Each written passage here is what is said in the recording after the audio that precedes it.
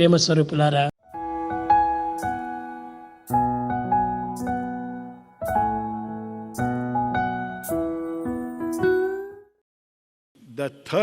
what is the third signpost? Work together. What is the fourth signpost?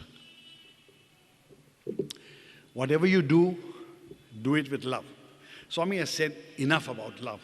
When Swami says God is love, it is not a very empty statement. For those who have gone beyond, know that there is a canopy, a tapestry of love. When you go there, you go into the arms, there is no God in the sense of God with a nose and eyes and ears. There's only you are enveloped in a complete effulgence of love. You feel that love all around you, surrounding you. That, Swami says, is God. In India, for a long time, these sages and the poets have claimed, if I may use a little Hindi, ye duniya hai, wahan dil ka lagana kisko aata hai, is a question that has been put. हजारों प्यार करते हैं, निभाना किसको आता है? Millions love, millions say they love. Who understands the real meaning of love, the real duty associated with love? Swami gives this instance. There's a very beautiful, beautiful phrase of love, which I'm not able to memorize, because at the age of 80 now, I find the brain doesn't function as it used to. But Swami says this has been, in everything the good is there. In everything the good is there. Our goal is to find it. In every person the best is there. Our job is to recognize it. In every situation the positive is there. Our opportunity is to see it. In every problem, the answer is there.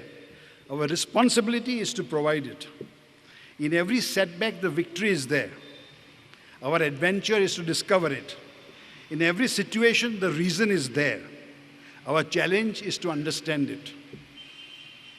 This is love. If you love, who do you love the most, Swami says? Who should you love the most? So somebody answered, Swami you, Swami God, Swami this. Swami said, you should love yourself first, because you have not understood. He is the one avatar that has given you the address of God. He has told us what is God's address. He said, God resides in our hearts, in the spiritual heart of the human being. And if He resides in my heart, He resides in yours, and yours, and yours, and yours, and yours. And therefore, the whole idea of Swami saying, you love God, and yet you don't love your fellow human beings, how is it possible? Because God resides in him also. Discover it. Find out the God that is in him. It's wonderful, beautiful. It's a beautiful, beautiful experience, a beautiful way of teaching us these similes, these stories that we had. I'll tell you, I was once in Swami's room. It was about 2:30 in the afternoon. And a student was massaging Swami's leg. And Swami was just lying down like this. And he was talking to me. And Swami was talking to me. I and Swami and the student were the only people in the room. Now this is the old, when Swami used to stay above the mandir. Behind Swami is a shelf. On the shelf was a timepiece. Shelf was a timepiece. Suddenly, we were talking. Suddenly the student gets up. He goes behind Swami, he picks up the timepiece and he starts with, Swami asked him, what are you doing? Swami, this timepiece is slow, so I'm setting it right.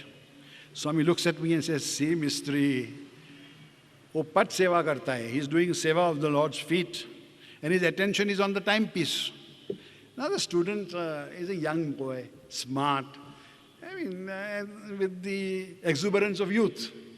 And he said simply, he said, Swami says everything is Swami. So the timepiece is even Swami. Now Swami is lying down. He gets up.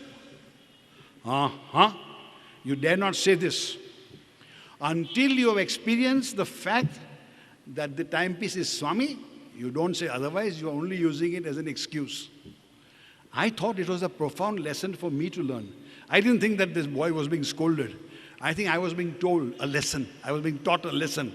Swami suddenly gets up. He says, you can't say this. When you say this, you're only using an excuse. Unless you realize the fact that that timepiece is me, then you have the right to say it. See how Swami teaches us this responsibility. My